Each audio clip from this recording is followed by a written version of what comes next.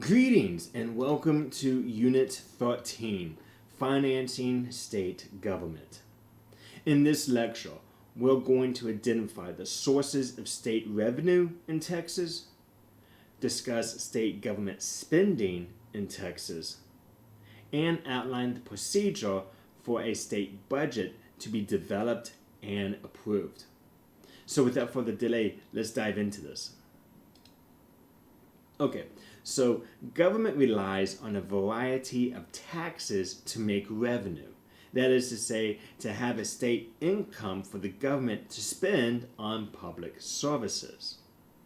One such tax is called ad valorem taxes. These are taxes that multiply the appraised value of a property by a tax rate set by the governing body of the local government. In other words, this is a property tax. Then we have excise taxes, which are commonly referred to as a sin tax, and we'll see why in just a second. But these are taxes that are applied to specific goods or services as a source of revenue. Case in point, we apply excise taxes on liquor and cigarettes. And what's interesting to note about Texas and taxes is that we are one of only 7 states within the United States that do not levy a state income tax. That is to say, a tax from the state on the income you bring in. We don't do that here in Texas. And again, it kind of speaks to our uniqueness. I mean, our political culture is, we really don't fit one specific characterization. Right? There's so many different aspects that we have seen throughout these lectures about how unique Texas is. The fact that we have a fragmented executive branch, right? We have this plural executive branch. The fact that we have a unique history. Right, our Texas legislature only meets for 140 days every 2 years. Right, so it kind of makes sense here, right? Kind of makes sense.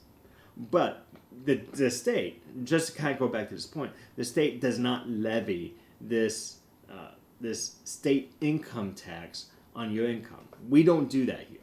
Right? Another source of revenue for the state, and for any state for that matter, but let's focus in though on Texas. The largest single source of revenue for state government in Texas is federal funding, which is significantly more than a third of all state revenue at about $75 billion for previous budget cycles. So just keep this in mind, right? The largest single source of revenue. Because that's going to come into play here, right?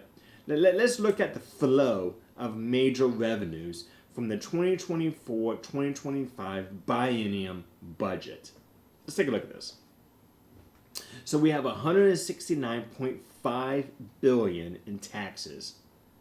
So note though, this is all taxes clumped into one category known as taxes, okay? Federal income, i.e. federal funding, $108.3 billion. Now, wait, Professor, you just said just a moment ago that the single largest source of income or revenue is federal funding, and it is. Remember, those taxes, that's all the taxes combined into one category, if that makes sense, right? So federal income, or federal funding, I should say, is the largest single source of revenue. I digress. $64.3 billion in fees, interest, and other income, for a total of $342.2 billion. But note though that the Texas legislature, we passed a budget of $321.3 billion. Now, let's talk real quick about another interesting characteristic of our state, of our budget, of our politics. The ESF, also what it stands for is the Economic Stabilization Fund. It's also commonly referred to as the Rainy Day Fund. And this is a type of savings account for Texas, which was created by an amendment to the Texas Constitution in November of 1988. And this rainy day fund, the Texas Constitution authorizes the Texas legislature to use it for budget deficits, revenue shortfalls, and other rainy days, as the name suggests. So an example would be a Hurricane Harvey relief, right? So the ESF, this type of savings account, we've been using it. We've been putting money. The state, the legislature, puts money into this type of savings account for these rainy days. I mean, after all, the Texas legislature operates on a biennium budget. That is to say that, remember, they only meet once for 140 days every 2 years. So the budget bill that they pass must be good for 2 years, right? And if there's a shortfall, if the calculations weren't exactly precise, right, that there might be a need, a rainy day, to dive into this. Anyways, I digress. Let's now move into some Texas spending, right? So what do we spend our tax dollars on? Or what does the Texas legislature spend our tax dollars on? Well, let's take a look at some key budget issues. And by the way, this is not an exhaustive list, right? But some key budget issues. Public K through 12 education. How much money should the school districts receive? Medicaid and Medicare. How much money should healthcare receive? Child protective services, transportation, mental health. These are some of the issues. But again, this isn't all of them. We to list a few more, right? We have higher education, criminal justice, border security, teacher retirement and health benefits, and state employee retirement. These are issues that the Texas legislature has to wrestle with, if you will, right? And you can imagine that different priorities exist, right? I mean, right? Even those within the same political party, we might have a disagreement on the priority that money should be given to, right? Maybe. I mean, I'm just speculating here. But I can imagine that even though we might belong to the same political party, that we may have a specific issue for us, like for me personally, that I say needs to be more funded compared to others. It's not to say that the others don't need funding. That's not the point. The point is that one might need more.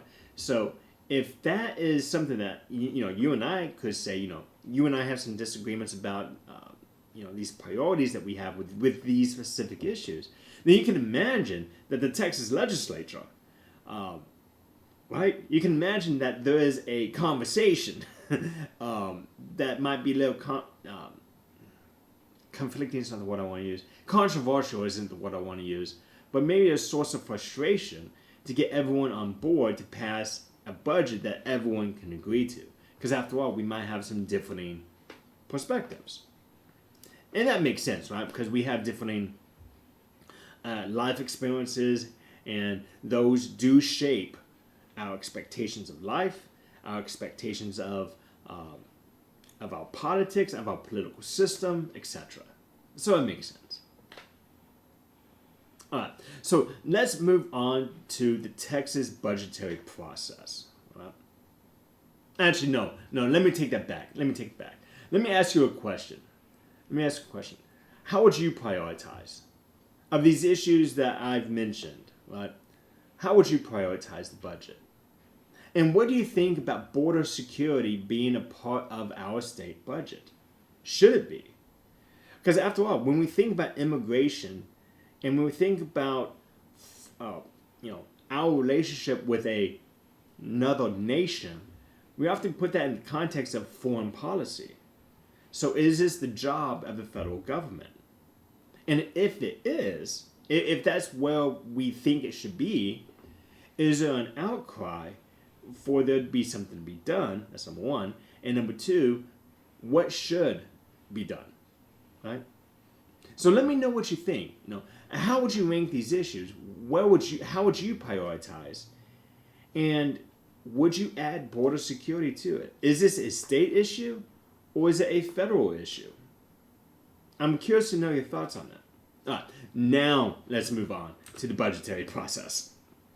Okay, so step number one in this budgetary process in Texas is that on even numbered years, all government agencies submit a strategic plan requesting funds, asking for money, to the Legislative Budget Board, i.e. the LBB, and to the Governor's Office of Budget Planning and Policy, the GOBPP.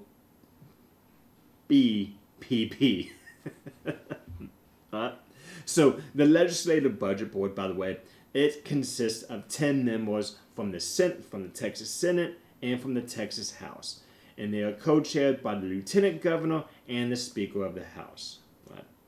So, which makes sense, right? We've talked about this, about how much power that the Lieutenant Governor and the Speaker of the House have, right? Well, they have it here as well within the Legislative Budget Board.